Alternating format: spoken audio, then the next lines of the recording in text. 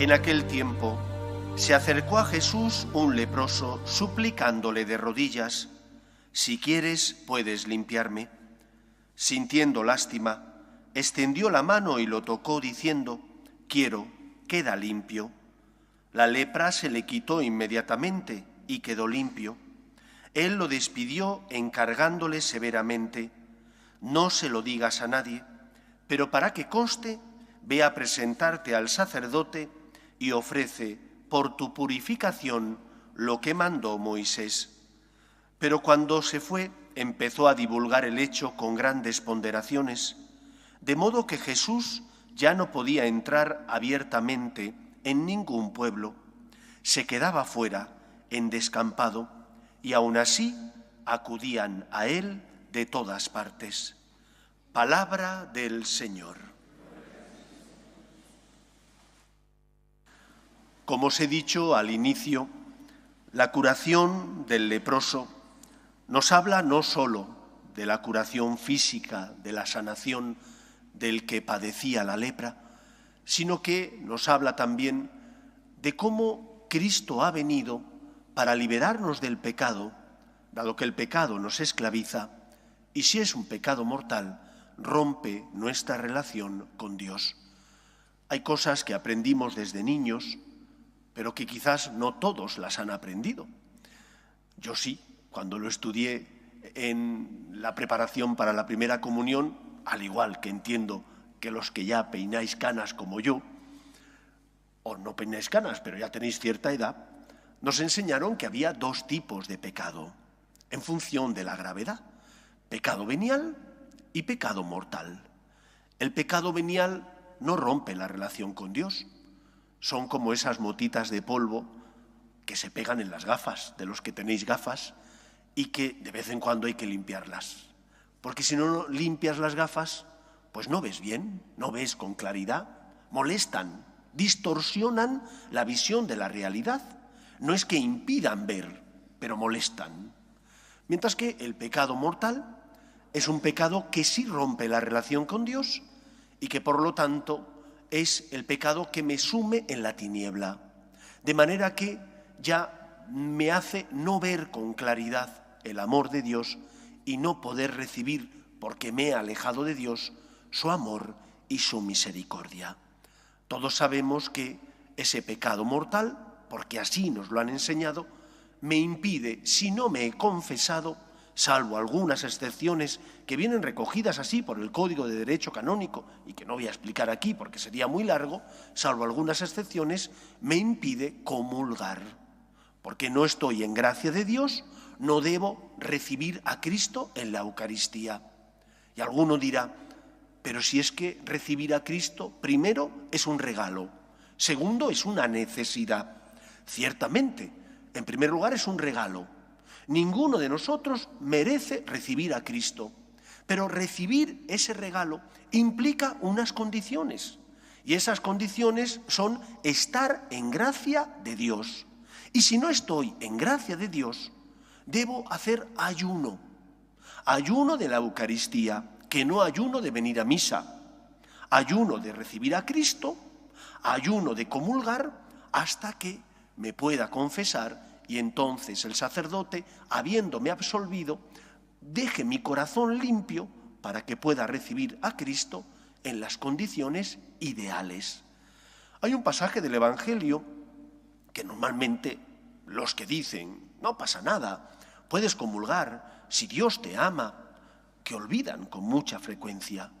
Es ese pasaje donde Jesús cuenta una parábola, donde dice que un rey invitó a la boda a los comensales, a los invitados, y que todos pusieron excusas, que si me voy a probar una yunta de bueyes que me he comprado, si tengo que ir a ver un campo nuevo que acabo de adquirir, si me acabo de casar y por lo tanto estoy en la luna de miel y no puedo ir.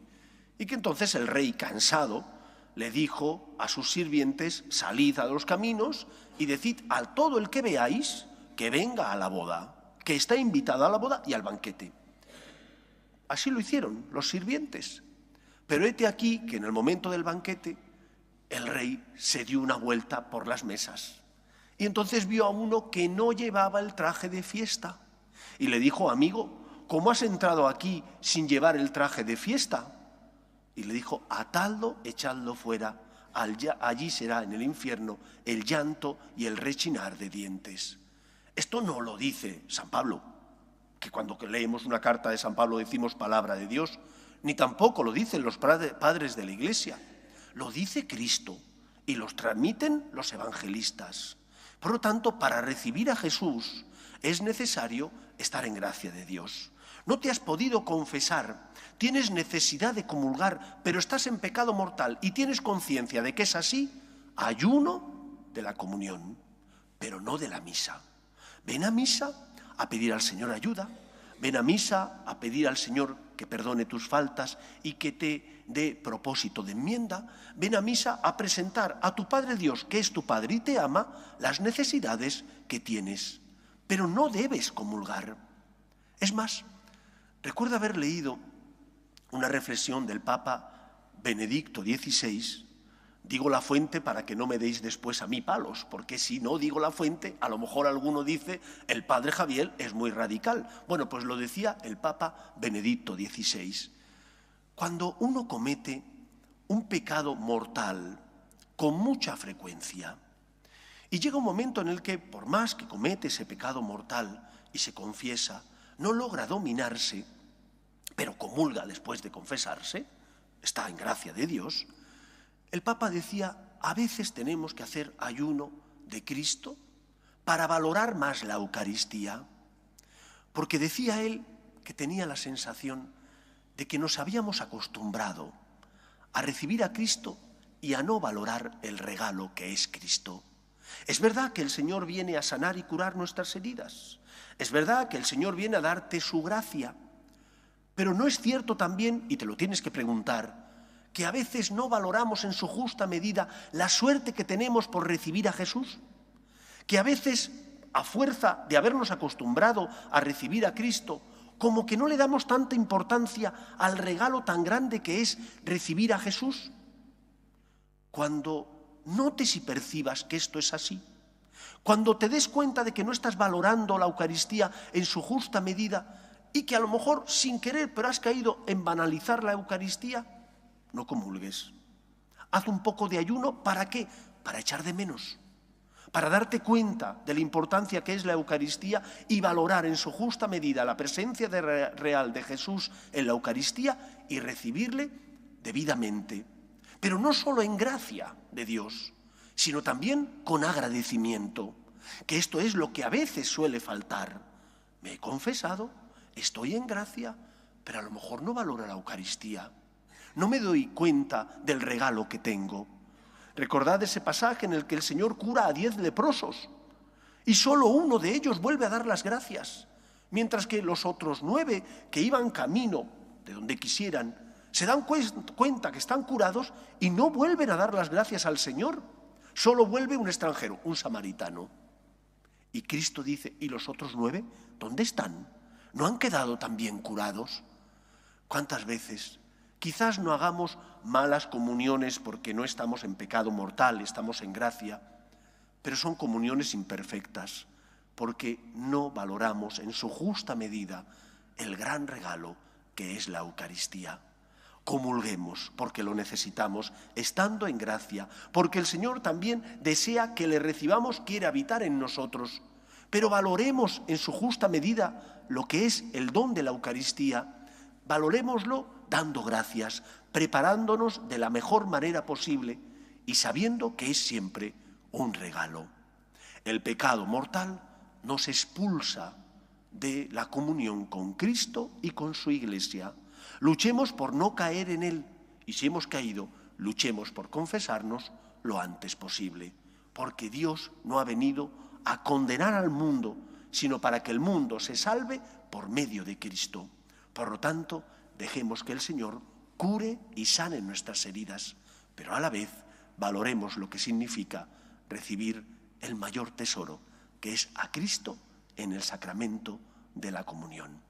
En segundo lugar, concluye el Evangelio diciendo que debido a que el leproso no hace caso a Cristo, y empieza a proclamar con grandes ponderaciones, cosa normal, que estaba curado y quién le había curado, cualquiera de nosotros habría hecho exactamente lo mismo, aunque el maestro le dijo, anda, preséntate al sacerdote, pero no digas nada. Él no le hizo caso a Cristo.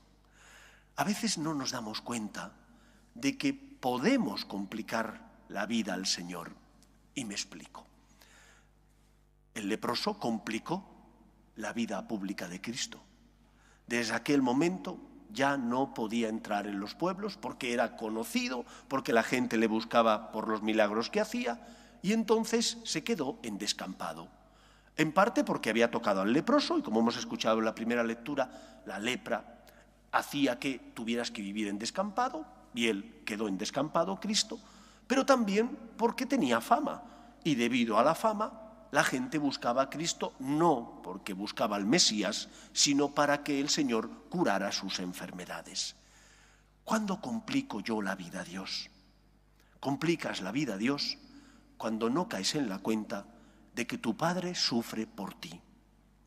Cuando sientas la tentación, cuando entres en la noche oscura y no te apetezca rezar o venir a misa, cuando experimentes tu fragilidad y pienses, no merece la pena luchar, otra vez estamos igual, recuerda que para Dios eres muy importante. Él es tu Padre. Y como nos recordaba en la parábola del Hijo Pródigo, Él sufre por nosotros. Sufre a pesar de que tú no te merezcas su misericordia. Sufre a pesar de tus vaivenes, de tus infidelidades. Sufre porque hace suyos tus problemas. Porque sufre cuando ve que el hijo no hace caso y es desobediente. Porque ve y sufre cuando el hijo es un hijo egoísta que solo piensa en sí y no se deja ayudar. Dios sufre porque nos ama. Y Cristo es la respuesta del amor de Dios. Por lo tanto, un cristiano tiene que confiar en el amor de Dios y en la misericordia divina. Un cristiano tiene que aprender a hacer las cosas no solo porque entienda los planes de Dios, que a veces no comprendemos los planes de Dios, sino porque Dios se lo ha pedido. Y por eso hemos de aprender a decir, Señor, me fío de ti. Y porque me fío de ti, hago tu voluntad. Es que me duele tener que poner la otra mejilla o compartir mi dinero con los necesitados o volver a empezar y confesarme nuevamente. Me fío de ti, Señor. Cuando tú no te fías del Señor, le haces daño, porque Dios sufre por ti. No le haces daño porque no le hagas caso y Él entonces esté decepcionado porque sus hijos los hombres son desobedientes. Así pensamos los hombres, pero Dios no piensa así. Dios sufre porque cuando tú no le haces caso te esclavizas, porque cuando tú no le haces caso como el hijo pródigo te das golpes en la vida, pasas hambre y necesidad, y Dios no quiere que pases necesidad. Dios ha venido para que tengas vida y la tengas abundante. Y por eso ilumina tu conciencia, con su gracia te da fuerzas, para que no estés solo y para que experimentes que el Señor sale a tu encuentro y te acompaña en el camino de la vida. No hagas sufrir a tu Padre Dios. Y cuando no encuentres razones en ti para confesarte, para venir a misa, para rezar, para volver a empezar, encuentra razones en Él. Madre Teresa hizo poner en todos los oratorios de sus casas una frase: tengo sed. Es la frase de Cristo en la cruz. Y decía Madre Teresa, Cristo tiene sed de nosotros. Tiene sed de nosotros porque quiere colmarnos con su amor. Tiene sed de nosotros porque quiere salvarnos. Pero ahora hace falta que nosotros nos fiemos de Dios, que nosotros confiemos en Él y que hagamos su voluntad. ¿Has caído? Ponte en manos del Señor. ¿Has tenido éxito? Da gracias, porque es la gracia del Señor la que movió tu corazón para que hicieras el bien y evitaras el mal. Confía en el Señor. Tu Padre sufre cada vez que tú te haces daño y no le haces caso. Por lo tanto, fiémonos del Señor. Por ti, Señor, me fío de ti. Sé que me amas. Pues que sea así en nuestra vida. Nos ponemos en pie.